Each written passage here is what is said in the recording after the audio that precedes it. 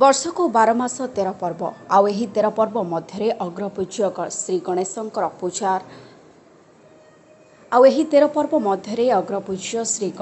ପୂଜାର ରହିଛି ଏକ ସ୍ୱତନ୍ତ୍ର ମହତ୍ତ୍ୱ। ଦେଶ ତଥା ବିଭିନ୍ନ ସ୍ଥାନରେ ଧୁମ୍ଧାମ୍ରେ ପାଳନ ହୁଏ ଗଣେଶ ପୂଜା।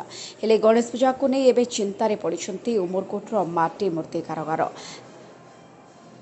ଉମରକୋଟର ମାଟି ମୂର୍ତ୍ତି କାରିଗର ଦିନ ରାତି ପରିଶ୍ରମ କରି ମାଟିରେ ଗଣେଶଙ୍କ ମୂର୍ତ୍ତି ତିଆରି କରୁଥିବା କାରିଗରଙ୍କ ଜୀବିକା ଉପରେ ପଡ଼ିଛି ସଙ୍କଟ। କାରିଗରଙ୍କ କହିବା ଅନୁସାରେ ବଜାରରୁ ବାହାରୁ ଆସୁଥିବା ପ୍ଲାଷ୍ଟର ଅଫ୍ ପ୍ୟାରିସ୍ ବା ପିଓପି ମୂର୍ତ୍ତିର ବିକ୍ରି ବଢ଼ିବା ଯୋଗୁଁ ମାଟି ମୂର୍ତ୍ତିର ଚାହିଦା କମିଛି। ଗତ ବର୍ଷ ତୁଳନାରେ ଚଳିତ ବର୍ଷ ମାଟି ମୂର୍ତ୍ତିର ଚାହିଦା ଅନେକ କମିଥିବାରୁ କାରିଗରମାନେ ଆର୍ଥିକ ସମସ୍ୟାରେ ପଡ଼ିଛନ୍ତି। ଶାସ୍ତ୍ର ଅନୁସାରେ ମାଟି ମୂର୍ତ୍ତିକୁ ହିଁ ପ୍ରାଣ ପ୍ରତିଷ୍ଠା କରାଯାଏ ବୋଲି ମାନ୍ୟତା ରହିଛି। ମୂର୍ତ୍ତି ତିଆରିକୁ ନିଜର ଜୀବିକା କରି ପରିବାର ଚଳାଉଥିବା ଅନେକ କାରିଗରଙ୍କ ପାଇଁ ଏବେ ପରିବାର ଚଳାଇବା ମଧ୍ୟ କଷ୍ଟକର ହୋଇପଡ଼ିଛି। ଏନେଇ ମାଟି ମୂର୍ତ୍ତି କାରିଗରମାନେ ଏକତ୍ରିତ ହୋଇ ପୂର୍ବରୁ ପ୍ରଶାସନକୁ ମଧ୍ୟ ଜଣାଇଥିବା କହିଛନ୍ତି। ତେବେ ଏପର୍ଯ୍ୟନ୍ତ ସମସ୍ୟାର କୌଣସି ସମାଧାନ ହୋଇନଥିବାରୁ ଚିନ୍ତାରେ ଅଛନ୍ତି କାରିଗରମାନେ। ବାହାରୁ ଆସି ପିଓପି ମୂର୍ତ୍ତି ବ୍ୟବସାୟ କରୁଥିବା ବ୍ୟବସାୟୀଙ୍କ ଉପରେ ନିୟମ ଲାଗୁ କରିବା ସହ ମାଟି ମୂର୍ତ୍ତି କାରିଗରଙ୍କ ଦାବି ପୂରଣ କରିବାକୁ ପ୍ରଶାସନ ନିକଟରେ ଦାବି କରିଛନ୍ତି ସ୍ଥାନୀୟ କାରିଗର। ଗଣେଶ ପୂଜା ପୂର୍ବରୁ ମାଟି କାରିଗରଙ୍କ ଏହି ସମସ୍ୟାର ସମାଧାନ କେବେ ହେବ ତାହାକୁ ନେଇ ଏବେ ଅପେକ୍ଷାରେ ଅଛନ୍ତି ମୂର୍ତ୍ତି କାରିଗର। ନବରଙ୍ଗପୁରରୁ ତ୍ରିପତି ନନ୍ଦଙ୍କ ରିପୋର୍ଟ, ଲିଭ୍ ଲାଇଭ୍ ଓଡ଼ିଆ। ନା ହେଉଛି ଅଜିତ ରାୟ। ମୁଁ ଉମରକୋଟ 8 ନମ୍ବର ୱାର୍ଡ଼ କେନାଲ ସାହିରେ ରହୁଛି। ଆଉ ମୁଁ ମାଟିର ମୂର୍ତ୍ତି କାରିଗର।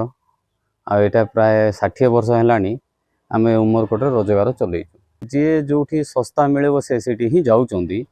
ଆକ୍ଚୁଆଲି ଦେଖିବାକୁ ଗଲେ ତ ପ୍ୟାରିସ୍ ମୂର୍ତ୍ତି ପୂଜା ହୁଏ ନାହିଁ, କିନ୍ତୁ କମ୍ ପଇସା ଯୋଗୁଁ ସେ ମୂର୍ତ୍ତିକୁ ଲୋକମାନେ ଟାର୍ଗେଟ୍ କରିକି ପୂଜା କରୁଛନ୍ତି। ଆଉ ଦେଖନ୍ତୁ, ଗତ ବର୍ଷ ଅପେକ୍ଷାରେ ବୋଲେ ଏ ବର୍ଷ ଆମେ ଯେତିକି ଟଙ୍କାର ସାମାନ ଆଣୁଛୁ, ଏ ଯେଉଁ ରଙ୍ଗ ହଉ, ଶାଢ଼ୀ ହଉ, ଯାହା ବି XYZ ଯେଉଁ ମୂର୍ତ୍ତି କାରିଗର ସାମାନ ଯାକ, ତାର ପଇସା ବାହାରିବାଟା ବି କଷ୍ଟ ଏ ବର୍ଷ। ଆଉ ଯାହା ଛୋଟ ଛୋଟ କେଉଁଟା ସ୍କୁଲର ଅଛି, କେଉଁଟା ପାର୍ସୋନାଲ ବି ଅଛି, ସେଇ ହିସାବରେ ଅର୍ଡ଼ର ଯାକ ଅଛି। ଆଉ ପରିବାରରେ ଆମେ 2 ଭାଇ ମେନ୍ କାରିଗର ହିସାବରେ ଅଛୁ। ଆଉ ନାନୀ ଅଛି, ମା ଅଛନ୍ତି। ଏମାନେ 2 ଜଣ ବି ସମୟ କାଢ଼ିକି ଟିକେ ସମୟ ହେଲ୍ପ କରୁଛନ୍ତି। ଆଉ ନାଇଁ ଆଜ୍ଞା, ଆଇରେ ତ ପରିବାର ଚଳୁନି।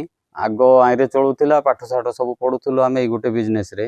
ଏବେ ବିଭିନ୍ନ ପ୍ରକାର ବି କାମଦାମ ଆମେ ଟିକେ ବାହାରେ ଚଲେଇଛୁ, ଯାହା ଯୋଗୁଁ ପରିବାରଟା ଚଳୁ ବୋଲିକି ଏ ବିଜନେସ୍ରେ ଚଳୁନି ଘର। ଜଟ ଭଳି ସବୁ ଜାଣନ୍ତି ମୂର୍ତ୍ତି କାରିଗର ବୋଲି। ଆଉ ମୋର ଘର ହେଉଛି ଉମରକୋଟ ସନ୍ତୋଷୀ ନଗର 9 ନମ୍ବର ୱାର୍ଡ଼।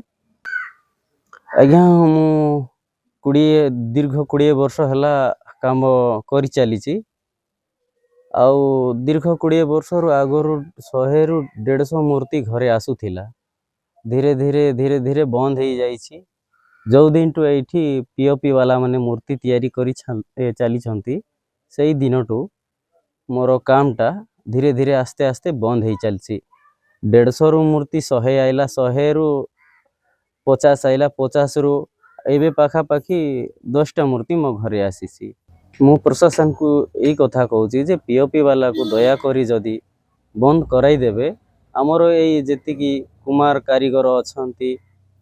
ଆଜ୍ଞା, ଏ ବର୍ଷ ତ ବହୁତ କମ୍ ଆସିଛି। ଏ ବର୍ଷ ପଇସା ପତ୍ର ହେବାର ବି କଷ୍ଟ ଲାଗୁଛି। ସମସ୍ୟା ପଇସାର ଅଛି। ଆମେ ତ ବର୍ଷକୁ ଥରେ ସିଜନ୍ ବୋଲି କରୁଛୁ, ତାଙ୍କେ ମାନେ ପିଓପି ବାଲା ଆସିକି ତାଙ୍କେ ଆମର ସିଜନ୍ଟା ଖାଇ ଦେଉଛନ୍ତି। ଏ ମାଟି ମୂର୍ତ୍ତି ଏକା ପୂଜା କରିବା କଥା।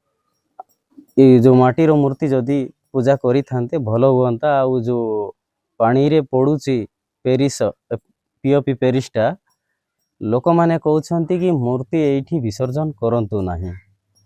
ଇନଫେକ୍ସନ୍ଟା ହେଉଛି, ଦେହରେ କୁଣ୍ଡିଆ ହେଉଛି, ପ୍ଲସ୍ ମାଛଟା ମରିଯାଉଛନ୍ତି ବୋଲି କହୁଛନ୍ତି। ସେଠି କୌଣସି ପ୍ରାଣୀ ଯଦି ପାଣି ବି ପିଇ ଦେଉଛି ତ ସେଇଠୁ ପେଟ ଫୁଲିକିରି କିଛି ଦିନ ମଧ୍ୟରେ ସେ ମରିଯାଉଛି। ଯଦି ଦୟାକରି ପ୍ୟାରିସ୍ ମୂର୍ତ୍ତି ଯଦି ଆମର କଲେକ୍ଟର ଆଜ୍ଞା ବନ୍ଦ କରାଇ ଦିଅନ୍ତେ ଭଲ ହେଇଥାନ୍ତା।